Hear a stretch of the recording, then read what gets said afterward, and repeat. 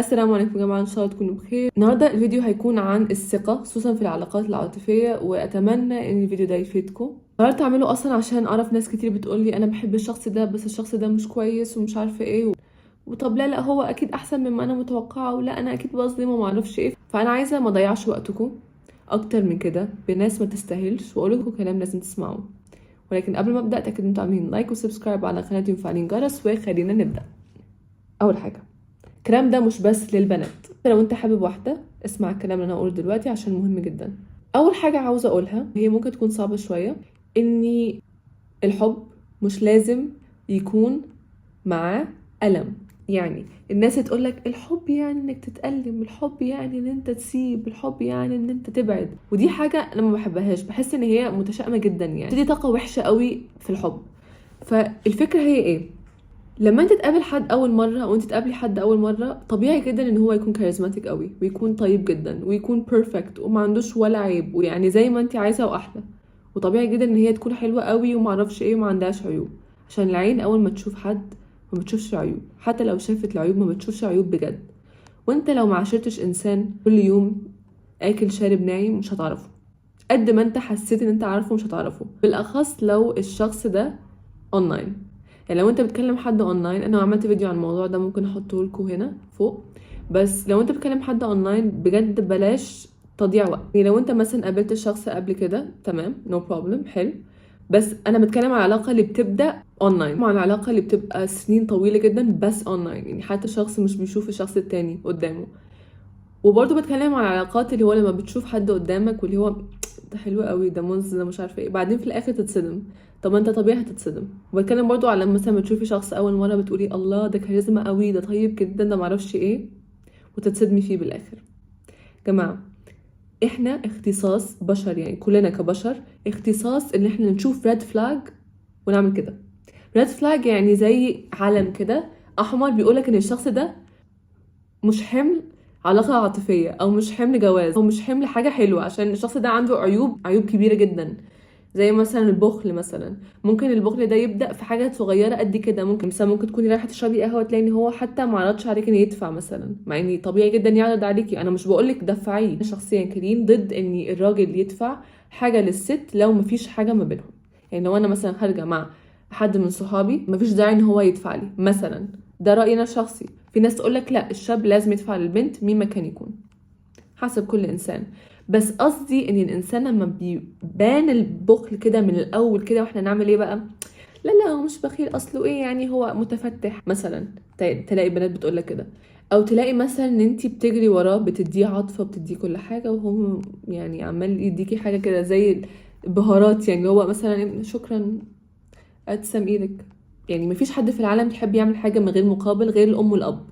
فما دام الشخص ده مش بيديكي مقابل، او مش بيديكي الحاجه اللي انت محتاجاها، هي مثلا كلام زي دعم زي علاقه جديه، ان هو يقول انا عايز علاقه جديه. اللي مثلا ماشي بيتسلى معاكي بس بقاله مثلا 1000 سنه، وبيقول لي كل شويه هخطبك بس لما اموري تتحسن، او اخطبك لما اشتغل، او احنا لسه صغيرين لما اكبر ابقى اخطبك. هو حتى مش بيفكر فيكي بشكل جدي، حتى بيقولك مثلا انا عايز اطلبك حتى لو انا ما خطبتكيش، انا عايز اطلبك عشان ما حدش يجي ياخدك مثلا. يعني دلوقتي للاسف في المجتمع بتاعنا الفكر ده انعدم، ما بقاش في كده. ما اعرفش ليه، ما اعرفش الفكره ايه، بس هو ما فيهاش حاجه لما حد يجي يقول لي ان انا عايز العلاقه تكون جديه. مش عايز بس اتسلى. اصل لو واحد قال لك لا دلوقتي مش بفكر بارتباط، طب هو عاوز ايه دلوقتي؟ هو مصاحبك، هو عاوز ايه يبقى؟ هيكون عاوز ايه مثلا؟ انتي قولي لي عاوز بس عاطفه حنان بس كده؟ طب بيتهيألك ان هو كده هيشبع يعني مثلا؟ هيكتفي بكده؟ ما اديتيلهوش اللي هو عاوزه هيدور على غيرك ويخونك في الاخر. ايه ده خني، لا مش مصدقه. طب بنات بجد في حاجات من الاول بتبان واحنا بنعمل كده بجد، احنا مش عايزين نشوف. طب ليه؟ اهو ما انا بقول لكم يا جماعه بجد، انا صح عمري ما دخلت علاقه جديه مع حد، ولكن انا عدى عليا صحاب بنات قد شعر راسي بجد. يعني كل شعرايه واحده، وكل واحده عندها experience يونيك ما شاء الله. كل واحده عندها قصه يعني تحزن اكتر من التانية. فانا كريم هو اتعلمت من الاخطاء دي عشان ما اعاش فيها. في ريد فلاجز كتير احنا بنتغاضى عنها عشان احنا بنحب الشخص اللي قدامنا، او بيتهيأ لنا ان احنا بنحبه بس احنا بنكون معجبين، او بيكون هو مالي حته كده في حياتنا فاضيه، فاحنا حابين الشعور ده. الله ده في حد اكلمه، في حد يبعت لي، في اوكي الاحساس ده جميل جدا، محدش بيقول غير كده، بس هل هو يستحق ان انتي تخشي حاجه توكسيك او حاجه تزعلك عشان بس الاحساس ده؟ لا معلش، اقعدي مع نفسك، اسمعي اغاني رومانسيه واكتفي بالمسلسلات والافلام الرومانسيه وخلاص. مش لازم يعني، مش لازم ان انتي تضيعي نفسك او تضيعي وقتك او تدمري نفسك عشان حد مش جدي. المشكله برضو دلوقتي بقى في بنات برضو مش جديه، يعني قبل كانوا الشباب بس مش جديين، دلوقتي حتى البنات ما شاء الله يعني. طب هو يعني الواحد ما يفهمش، طب انتوا عاوزين ايه من العلاقه دي؟ طيب لو مش عايزينها تستمر عاوزين ايه يبقى؟ فيا جماعه نصيحتي ليكم هي ان لو سمحتوا لما انتوا تشوفوا حد اول مره، الشخص ده مش هو الشخص اللي انتوا بتشوفوه. الفيرست امبريشن، الانطباع الاول لاي انسان في العالم مش شرط يبقى حلو، بس دايما بيبقى مختلف عن واقع وحقيقه الانسان.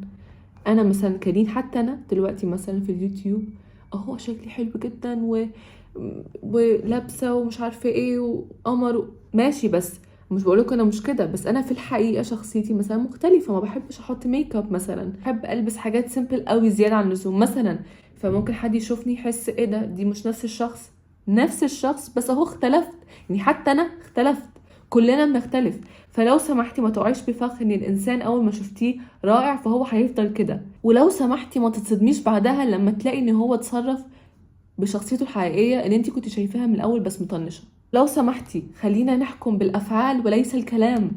يا جماعه ما في اشطر من الحكي عن جد. انا ممكن اقول كل شيء حلو في العالم هلا وخلي قلكن يدوب، بس هل انا اعني الكلام اللي انا بقوله؟ لا، عشان انسان بياع كلام. الكلام ببلاش ملوش تمن. احنا بجد ممكن نضحك على بعض ومحدش يحس ان التاني بيضحك عليه، بس هو في الحقيقه بنضحك على بعض. الافعال هي اللي بتوري الانسان ايه. فبلاش نكذب على نفسنا، ربنا بيخلق فينا شعور كده لما بنحس ان الانسان ده اللي قدامنا مش كويس. دي حاجه ربانيه، دي حاجه مش اي حد على فكره يحسها او يعني تجيله، لا مش اي انسان، ربنا بيختار ناس معينه. فلما ربنا بيزرع فيك الاحساس ده اوعك تعمل كده، لا اوعك تبص الناحيه التانية، بالعكس صدق الاحساس ده وقول شكرا يا رب ان انت حسستني بيه، ويمشي ورا رساله ربنا. دايما اعملوا استخاره، استخاره مهمه جدا على فكره. ولو سمحتي لو عملت استخاره وانت عملت استخاره على حد، ما تجيش تقولي بس انا عملت استخاره وحبيته قوي بعد ما عملت استخاره. ده قصدا، ربنا بيعمل كده قصدا عشان انت تتقرب من الشخص وتشوف عيوبه فيس تو فيس، عشان ما تضيعش وقتك مع الانسان ده زياده.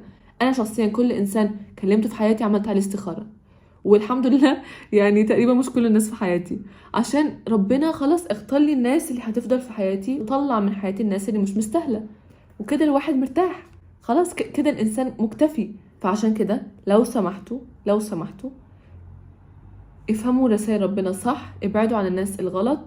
المكان اللي انت بتتعرفي فيه على الشخص يقول لك كتير جدا عن الشخص. يعني لو قابلتي واحد في باب مش زي لو انت قابلتيه في مكتبه. خدي بالك من الناس اللي انت بتتعرفي عليها وتدخليها حياتك، خصوصا الناس بتضيع وقتك. وانت كمان حبيت واحده وحسيت ان هي بتطمع فيك، ما تفضلش قاعد تصرف عليها لو هي بتطمع فيك. خد اللي تحبك بجد وتستحملك في كل اوقاتك وكل لحظاتك، وانت برضو كون معاها عادل، اديها كل الحاجات اللي بتديها لك. تديك حب اديها حب، تديك وقت اديها وقت، ما تبخلش على واحده بتحبك بجد. دي كانت النصائح بتاعت النهارده، اتمنى الفيديو يكون عجبكم. لو عجبكم ما تنسوش تعملوا لايك وسبسكرايب على قناتي وتفعلوا الجرس، وزي ما اقول في كل فيديو ان شاء الله اشوفكم على خير، وبرضو قولوا لي رايكم ايه تحت في الكومنتات. مع السلامه.